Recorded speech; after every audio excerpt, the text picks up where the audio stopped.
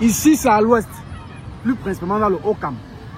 Oui, dans l'arrondissement de Kékem. Voici une église ici, bien bâtie, bien propre. C'est-à-dire, elle est belle, cette église. Elle s'appelle Grotte de la Dame de la Grâce. Oui, c'est une paroisse. Vous voyez à quel point elle est jolie et magnifique. Regardez la salle paroissiale. Regardez, bien peint. Regardez la peinture. Et regardez comment l'église est aussi jolie à côté. Maintenant, voici le paradoxe. Regardez, voilà l'école. Regardez l'école. Regardez l'école dans laquelle les enfants à côté fréquentent. Regardez.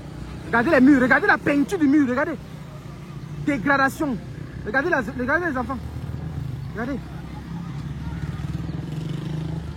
Voilà. Voilà notre pays. Ça, c'est l'école où tout le monde fréquente. Parce qu'on ne connaît pas qui sera qui parmi ces enfants-ci. Regardez comment ils sont entretenus. Regardez. Regardez le mur de l'école. Regardez le mur. Regardez le mur de l'école. Voilà. Oh, regardez l'église qui est à côté. Directement à côté. Regardez la salle seulement par la salle de l'église. Regardez la texture de la peinture. Voilà. Maintenant, qu'est-ce qu'on comprend? Qu'est-ce qu'on comprend? Ou qu'est-ce qu'on tire comme leçon? Qu'est-ce qu'on veut avoir comme éducation ici? Et vous allez voir ici, il y a des gens qui vont venir ici. Il y a les gens, il y a les mères ici, là, que leurs enfants fréquentent là comme ça. Là. Il y a les jours où les enfants ne mangent pas ici. Ils viennent à l'école sans nourriture, marchent à pied pour arriver. Mais le dimanche, elles ne manquent pas l'argent de la quête pour venir lancer ici.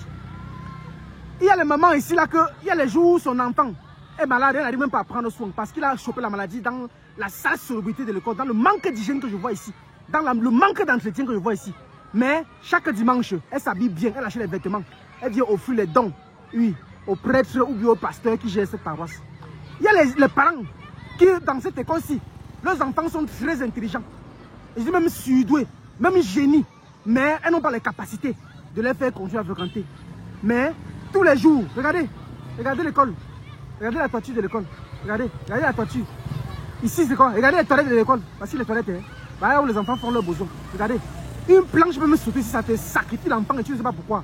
Or, chaque dimanche, chaque parent quitte ici et vient ici dans cette église-ci et s'assoit et fait des dons aux prêtres, lance les quêtes, donne l'argent.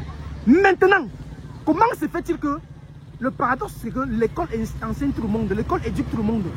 Dans le cadre où l'élève, tout ce que quelqu'un est aujourd'hui, ministre, enseignant, professeur, entrepreneur, tout le monde a fréquenté. Mais voilà l'entretien des écoles, des établissements chez nous. Et voilà l'importance qu'on donne aux églises dans ce pays et qui ne nous servent à rien du tout, qui aboutit nos enfants. Beaucoup d'enfants ici, dans l'école-ci, vont devenir bêtes et idiots et rien du tout à cause de cette paroisse-ci. Et beaucoup d'enfants qui fréquentent dans cette école-ci, beaucoup d'entre eux vont commencer à envier la famille ou les gens qui viennent ici. Ceci là, c'est ça qui cause le problème de ceci. Et l'évolution de ceci vient d'ici.